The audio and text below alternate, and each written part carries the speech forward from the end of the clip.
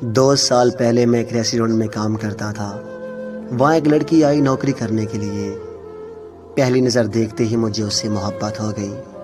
کچھ دنوں بعد میں نے اس سے فون نمبر مانگا تو اس نے فون نمبر دے دیا۔ میں نے اسے کال کی اور اپنی محبت کا اظہار کیا۔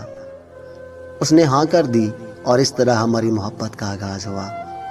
ہم دونوں سارا دن کام کرتے اور رات کو دیر تک ایک دوسرے سے باتیں کرتے تھے۔ ہماری زندگی بہت خوبصورت چل رہی تھی۔ پھر مجھے اپنے کزن کی شادی اٹینڈ کرنے کے لیے اپنے شہر جانا پڑا۔ شادی ختم ہونے کے بعد جب میں واپس گیا تو مجھے پتہ چلا کہ وہ کسی دوسرے لڑکے سے بات کرتی ہے اور وہ لڑکا ریسٹورنٹ میں نیا آیا ہے۔ اور میں نے جب اس سے پوچھا تو کہنے لگی کہ وہ میرا بھائی ہے۔ میں نے اس لڑکے سے دوستی کر لی اور پھر ایک دن میں نے اس کے فون پر دونوں کی چیٹ پڑھ لی۔ وہ چیٹ پڑھ کر مجھے بہت تکلیف ہوئی اور میں نے اسے کال کر کے رونے لگا۔ اس نے مجھ سے معافی مانگی اور وعدہ کیا کہ آئندہ ایسا نہیں ہوگا۔ میں اسے بہت پیار کرتا تھا اس لیے میں نے اسے معاف کر دیا۔ پھر ہم دونوں کے ریلیشن کا ریسٹورنٹ کے مالک کو پتہ چل گیا۔ اس نے ہم دونوں کو ریسٹورنٹ سے نکال دیا۔ پھر کچھ دنوں کے بعد ریسٹورنٹ کے مالک نے اسے دوبارہ کام پہ رکھ لیا کیونکہ اس نے ریسٹورنٹ کے مالک کی بہت منتیں کی تھی۔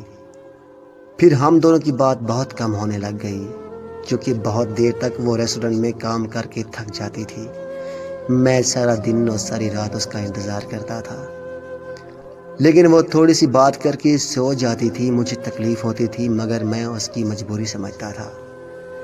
بس مجھے ڈر تھا کہ وہ کہیں مجھے چھوڑ نہ دے۔ لیکن وہ کیا تھی؟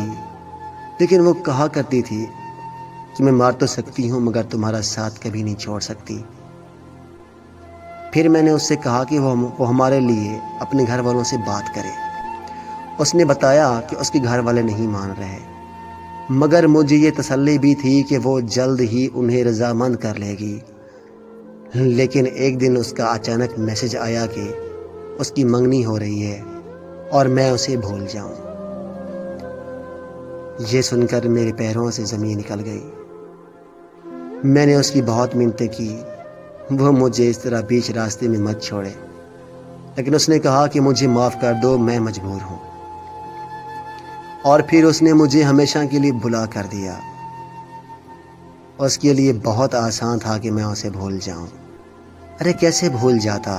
میں نے اس سے محبت کی تھی، کوئی مذاق تھوڑی کیا تھا۔ اب میں اس کی جدائی میں پل پل مر رہا ہوں۔ میں اس کی جدائی میں اتنا پاگل ہو چکا ہوں کہ کبھی خود کی جان بھی لے سکتا ہوں۔